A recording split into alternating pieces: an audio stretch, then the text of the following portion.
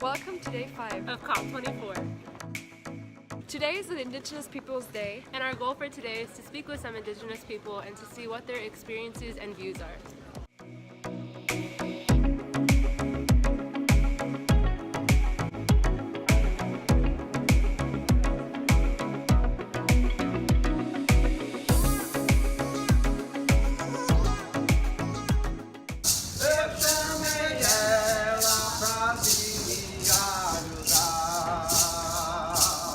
I'm tired of seeing my people suffer. And although I know that it will continue to get worse as the impacts of climate change increase, it's a miracle that we as Indigenous people are still standing here in front of you today.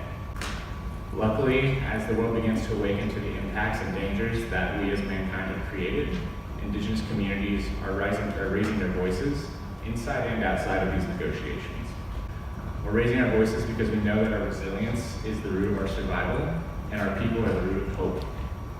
Our earth will not heal and return towards Osho, or balance and harmony, without global embrace of Indigenous rights and the eagerness to listen to Indigenous voices.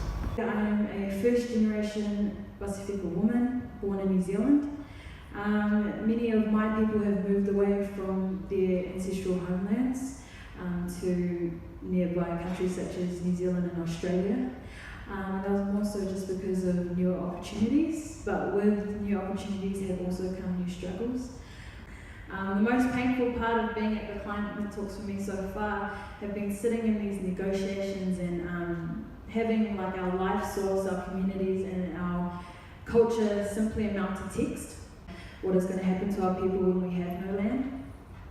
Rising sea levels, a harsh reality for my people.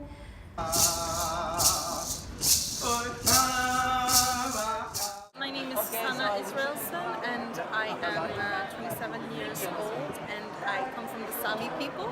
We are the indigenous people of Europe and I come from the Swedish side of Sapmi, the land that we traditionally inhabit, that stretches from northern Norway, Sweden, Finland and the Kola Peninsula in Russia. We are dependent on nature and I come from a reindeer herding family, so seasonally we feel different changes. So for one example, we have, like now during winter season, we have this change in weather on a day-to-day basis, which makes the snow melt and freeze and melt and freeze again, which creates this thick layer of ice, making it quite impossible for our reindeer to find food because they can't dig through this ice. And we had this really warm summer, which made the muds dry, which is muds are like an important source of food for reindeer. And groundwater and streams in some parts of my area dried out. Well, I think what is crucial is to listen to Indigenous people because we have the traditional knowledge about our areas, regions, and the patterns of nature. So I think that is the first step, to listen to Indigenous peoples and take our voices into account. And we also have to realize that this is a collective issue. We have to think in collective terms.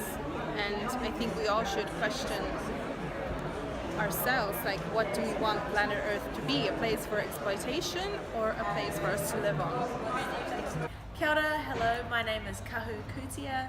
I come from New Zealand, so I am Māori, and I come from a nation called Tuhoi, which is kind of like in the heart of the North Island.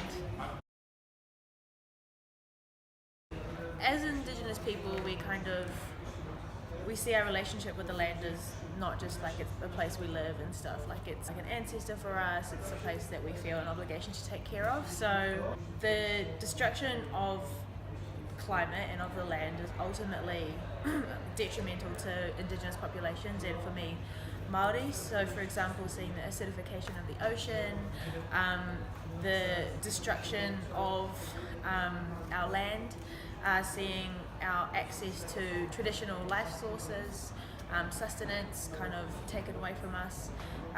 My land that I come from is actually, in 2014, was given legal rights and obligations of a person. So in terms of Indigenous land, it's actually got something around it that makes it pretty protected, but still for me, I can't just keep my land safe in terms of climate affects us all. If my children were not able to see it, it would break my heart, and seeing how it is. And so that's kind of why I'm here, in terms of my obligation to my land and to look after it. So today, big high, and then also a really big concern. Earlier in the day, we kind of ended negotiations on the local communities and Indigenous peoples platform.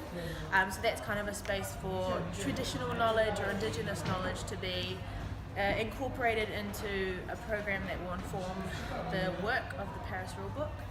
So that was really good, and after the last 3 years of negotiations, finally came to a conclusion. Also, the big concern that's come up this afternoon is that human rights language has been taken out of the operative paragraphs of the Paris Rulebook. So that would mean human rights is only looked at overall in the preambular text, and actually in terms of how it actually works, that language has been taken out. So this evening and till about 11 a.m. tomorrow, we just really need to make sure that countries are aware that they need to have human rights language, Indigenous rights, persons with disabilities rights, elders, youth, women, all these different kinds of rights need to be stated in the operative text of the rulebook. And if we don't get that in this week, we kind of have no hope. Go to your state parties, put it online, let our negotiators here know that human rights language needs to be in there, that it's not an option, and that all people, Indigenous people, minorities, but actually all people feel this is important. Meu nome é Anália Tuxá, eu sou cacique do povo Tuxá de Buritizeiro, no extremo norte de Minas, do Brasil. Sou do comitê gestor do DGM FIP Brasil. Sou também do comitê das bacias hidrográficas do Rio São Francisco e militante nas causas indígenas. Lugares que choviam, não chove mais. Lugares que era muito quente, ficou mais quente ainda. Lugares que era muito frio, ficou quente. Então, assim, o tempo está desorientado. O tempo desorientou, ele está descompensado. E o que a gente vem sentindo é esse impacto. E a gente vem sentindo também que a Mãe Terra vem pedindo socorro. A Mãe Terra está doente, está envelhecendo como roupa velha. E ela está envelhecendo e nós sofremos também. E ficamos preocupados por causa de nossas futuras gerações, dos nossos filhos, nossos netos, do que vai acontecer. Eu sou do bioma do Cerrado, é o segundo maior bioma do Brasil, onde ele é a maior caixa d'água que sustenta o bioma da Amazonas. Ele está sendo esquecido, está sendo degradado de forma violenta. Então eu vejo assim que as preocupações hoje estão voltadas para a Amazonas, mas esquece do Cerrado. A Amazonas é o pulmão do mundo, mas o Cerrado é a água da Amazonas. Então existe essa preocupação. Então nós temos que preocupar. Os outros biomas são muito importantes, mas esses dois biomas é o pai e a mãe. É o futuro da humanidade. Os povos indígenas, ele não tem só no Brasil. Essa primeira COP é a primeira vez que eu estou vindo uma COP, é a primeira vez que eu estou conhecendo indígenas de outras nações. E os mesmos impactos que nós estamos sofrendo, todos estão sofrendo também. Nos Alpes, a falta de gelo está derretendo, os incêndios na Califórnia. Então, a questão climática, ela não está abrangindo só o Brasil, ela está abrangindo a todo o planeta. O que é que nós podemos fazer? O que podemos fazer é que o homem pare para ouvir a voz do tempo, ouvir a voz do grande espírito. O homem pensa na riqueza material e esqueceu de ouvir a voz do grande espírito. E nós aqui, os homens, estão preocupados na ganância de produzir, ser grandes desenvolvedores, ser grandes produtores.